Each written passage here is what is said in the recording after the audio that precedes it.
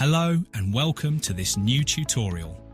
In today's video, we will talk about the tile library of Tilelook 3D Home. Also in this case, there are two different libraries.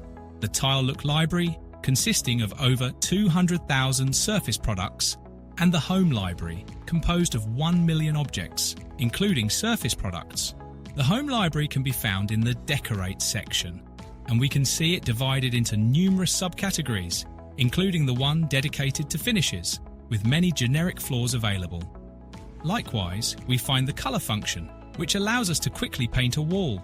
Of course, the focus of this video will mainly be on the Tilelook library, as it is more complete and consists of products available on the market from the best ceramic brands internationally. To access it, we click on the Team Library and then on 2D models. We can search for products by brand by typing the brand name in the dedicated search bar or by scrolling through the vast list available. Similarly, we can also browse through the Tilelook 3D model library, which includes over 30,000 models of bathroom furniture and more, always available on the market. With a single click, we can select our favourite products and then insert them into a category to find them easily in the dedicated section.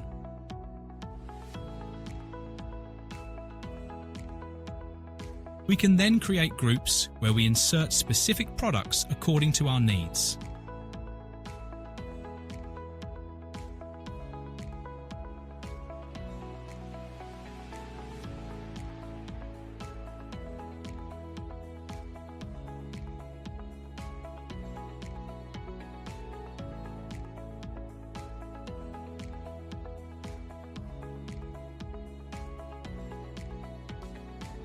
Let's now analyse the three insertion modes for placing a tile in our project: simple insertion, normal insertion, and free or custom insertion.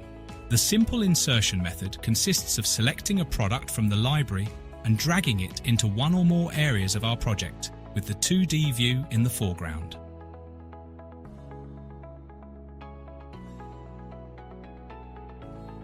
After that, we can copy and paste the same material into any other section of the project. Once the insertion is complete, we press the Escape button to view it properly. When working in this mode, on the right side, we find general parameters that can be adjusted. When working in normal mode, however, it is better to switch to the Navigate view. We click on an empty wall, and as always, a bar with the available functions will open. We click on Tile Placement. On the left side, we see a series of available patterns that we can select to apply to the wall. With the One Size option, we can insert a single tile onto our wall. We select a pattern and click on the wall to set our starting point. Click and confirm. Then, we go to the Team Library to get the model we are interested in, or we check our favourite list.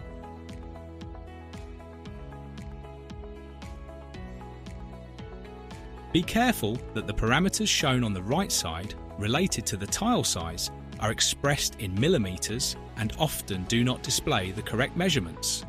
Therefore, we need to enter the correct parameters, as indicated in the product description. In this case, 1200 by 600. By doing so, I adjust the correct size of my tile to match the selected pattern. Once we exit this function, we can, as always, copy and paste the modifications into another section of the project.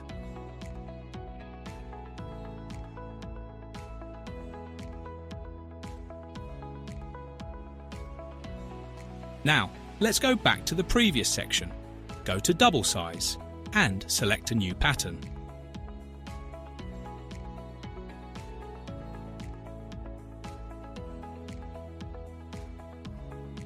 Then set a starting point.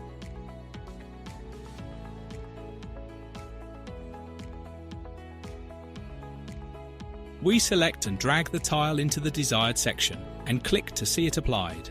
Again, we must always adapt the tiles we choose to our pattern.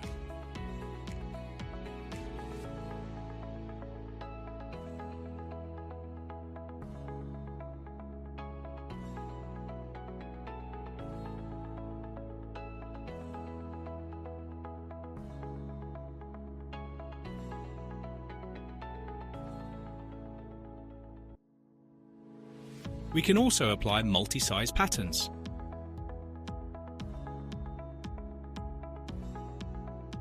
Now let's analyse the last method for inserting tiles on our wall. Free insertion. With this method, we select a tile without choosing a predefined pattern and drag it individually into the project. Clicking on the tile again will open various available options. We can duplicate the tile and place it freely, or drag and position it continuously, a useful function for combining different types of tiles on the same wall.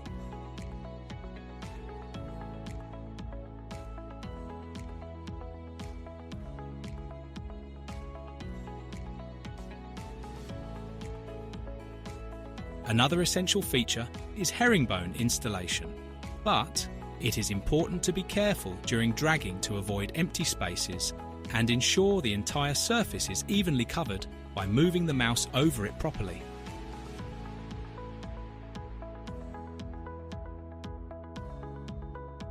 However, any imperfections can always be corrected later.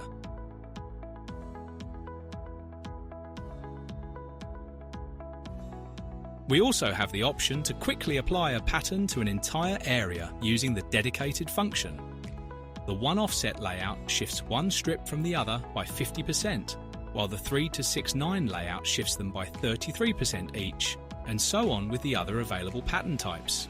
Finally, we can rotate the tile and repeat the same process to achieve the desired arrangement.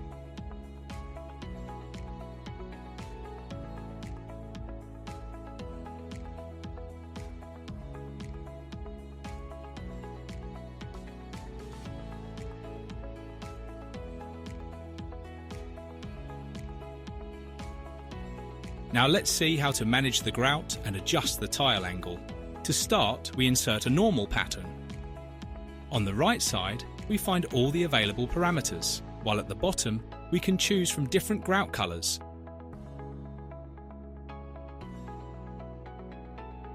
Or set a custom colour using RGB values.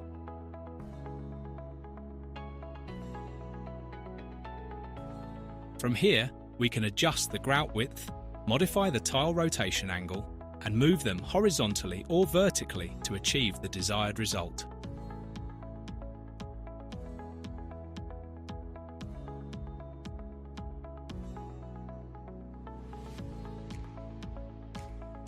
Another very useful function is the ability to link multiple surfaces. Simply click on a wall and select the appropriate option. This allows us to select multiple surfaces at once and apply layout modifications in a single operation, as if working on a single surface. This makes the process much faster and more efficient.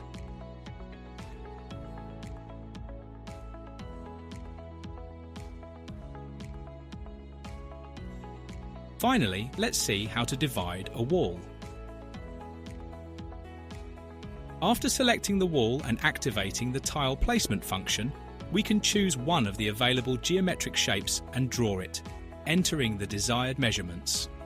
This option is particularly useful, for example, for creating an area with a different pattern inside our shower box.